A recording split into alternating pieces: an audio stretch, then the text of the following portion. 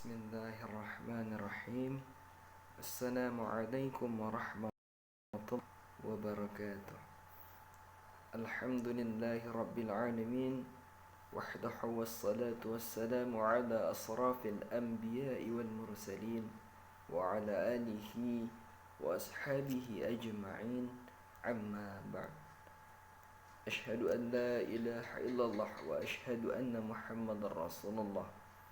Rabbi israh li sadri wa yassir li amri wahlul 'uqdatam min lisani yafqahu qawli.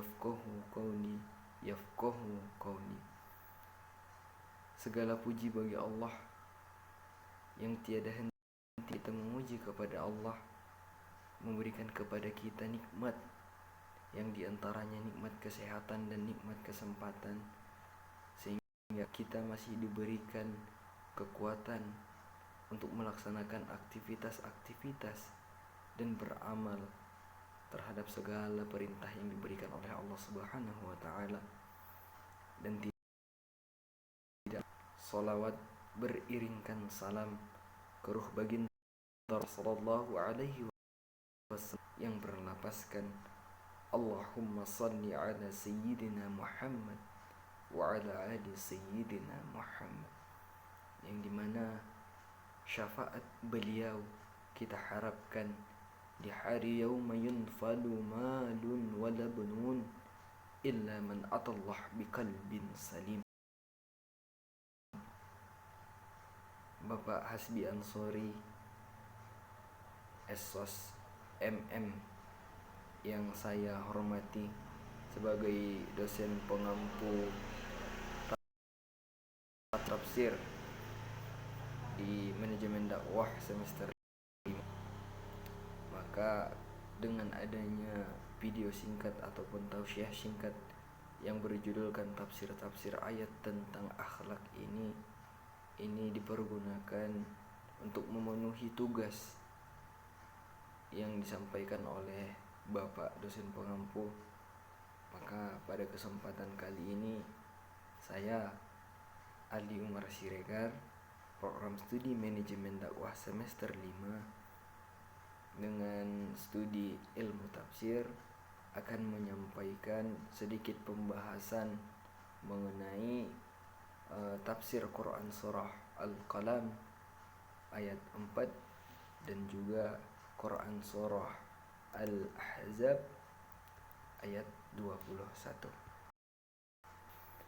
Di dalam Quran surah Al-Qalam, Quran surah ke-68 ayat 4 yang berbunyi, A'udzu billahi minasyaitonir rajim.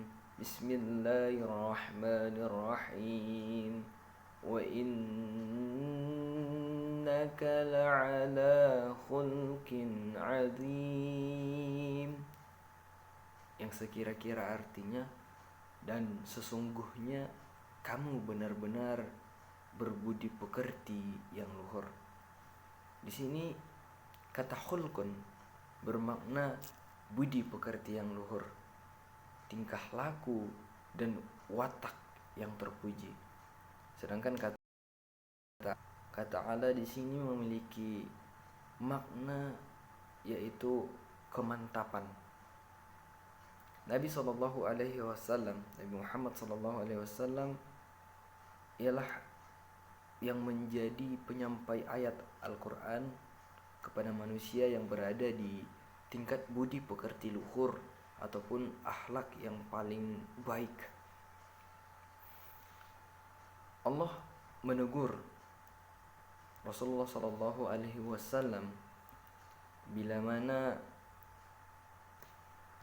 Rasulullah sallallahu alaihi wasallam bersikap dengan sikap yang hanya baik saja dan telah dibiasakan dilakukan orang-orang yang dinilai sebagai berakhlak mulia. Artinya bahwa Rasulullah sallallahu alaihi wasallam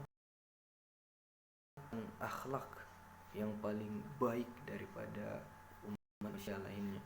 Keluhuran budi pekerti Nabi Muhammad sallallahu alaihi wasallam yang mencapai puncaknya bukan saja dilukiskan dengan kata innaka, tetapi juga dengan tanwin yang dengan bunyi dengung pada kata khulkin dengan huruf lam yang digunakan untuk mengukuhkan kandungan pesan yang ada pada kata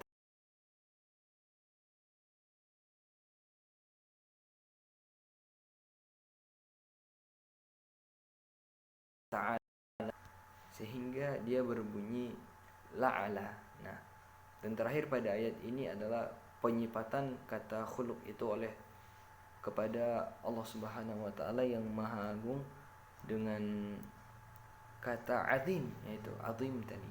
Azim, wa innaka la'ala khuluqin azim, yang Maha Agung.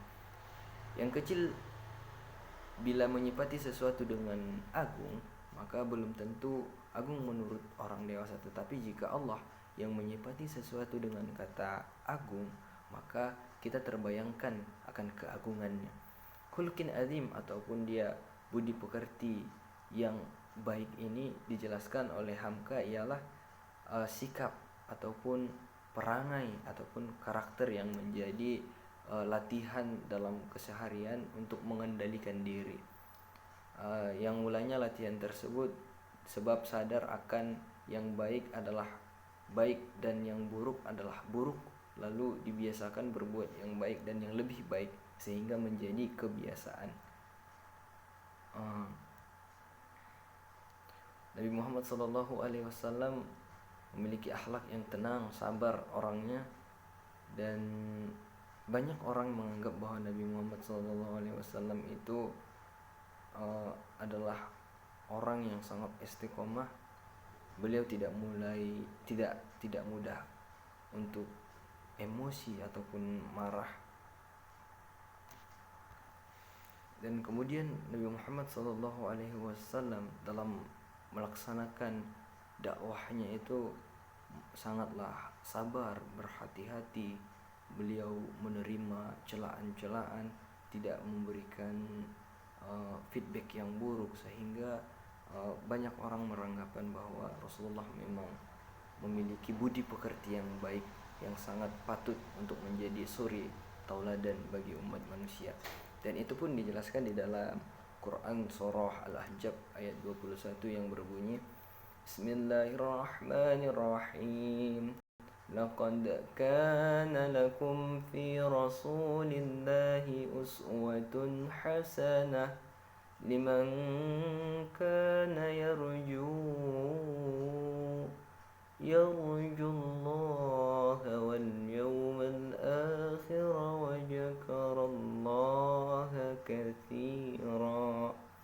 Yang sekira-kira artinya, sungguh telah ada pada diri Rasulullah SAW, Muhammad SAW itu suri tauladan yang baik bagimu, yaitu bagi orang-orang yang mengharap rahmatnya Allah Subhanahu wa taala dan kedatangan hari kiamat. Dan itu ialah orang-orang yang banyak mengingat Allah.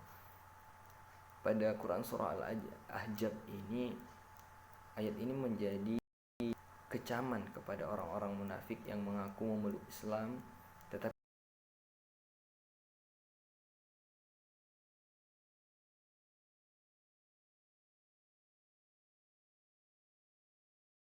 tidak.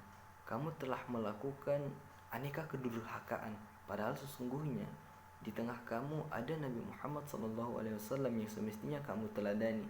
Kalimat liman kana yarjullaha wal yawmil akhir, bagi Allah dan hari kiamat, berfungsi menjelaskan sifat orang-orang yang mestinya meneladani sifat Rasulullah SAW. Kata uswah berarti bermakna teladan. Ketika ayat ini mengemukakan dua kemungkinan tentang maksud teladan yang terdapat pada diri Rasulullah itu. Pertama, dalam arti kepribadian beliau secara totalitas adalah teladan. Kedua, dalam arti terdapat dalam kepribadian beliau hal-hal yang patut diteladani. Pendapat pertama lebih kuat dengan merupakan pilihan banyak ulama. Kata fi dalam firman-Nya fi Rasulillah berfungsi mengangkat diri Rasul, sifat yang hendaknya diteladani, tetapi ternyata yang diangkatnya adalah Rasulullah SAW sendiri dengan seluruh totalitas beliau. Maka dari hal ini sebagai seorang pemuda di masa saat ini, perlulah kita untuk meneladani kembali sifat Rasulullah Sallallahu Alaihi Wasallam, yang dimana sifat-sifat beliau itulah yang patutnya untuk saat ini kita gunakan di era saat ini. Saat ini berada di pada zaman ataupun era milenial dengan pengaruh kecanggihan teknologi, sehingga moral akhlak kaum muda saat ini banyak terpengaruh oleh derasnya perkembangan teknologi. Maka itu, untuk menanggulangi akhlak-akhlak yang tidak baik ini, perlulah kita pertama membentuk yang namanya sebuah komunitas, yang dimana komunitas ini menjadi sebuah wadah untuk meningkatkan, mengembangkan, dan lebih menguatkan kekokohan umat Islam saat ini, agar akhlak itu tetap terjaga. Dan artinya bahwa komunitas ini menjadi sebuah landasan untuk kembali membenahi terhadap akhlak-akhlak generasi muda saat ini, sebagaimana pernah dilakukan oleh komunitas One Day News, di mana pada saat itu mereka pernah sempat mengajak ribu jiwa umat muslim untuk serentak membaca Al-Quran. Nah, inilah pesan ini. Di sini kita memiliki memaknai bahwa dengan serentak baca Al-Quran, jadikan komunitas ini sebagai komunitas yang islami, maka akhlaknya pun akan tetap terjaga. Kemudian juga kita bisa membangun melalui pengadaan kegiatan keagamaan di masjid misalnya, karena Rasulullah pun pada awalnya menjadikan masjid sebagai salah satu tempat untuk mengembangkan dakwah Islam. Maka kita pun di masa saat ini perlu kita gunakan masjid untuk mengembangkan dakwah, menyebarluaskan agama Islam, melakukan kegiatan keagamaan, yang dimana berdasarkan kegiatan-kegiatan keagamaan terus mengingatkan kembali ke kita terhadap perjuangan Rasulullah SAW, terhadap sifat-sifat perilaku yang dilakukan oleh Rasulullah, sehingga kita muhasabah diri, menarik diri terhadap apa yang telah kita lakukan saat ini. Apakah kita sudah memang betul-betul berada pada siratal mustaqim itu, ataukah saat ini kita sudah melenceng dari jalan.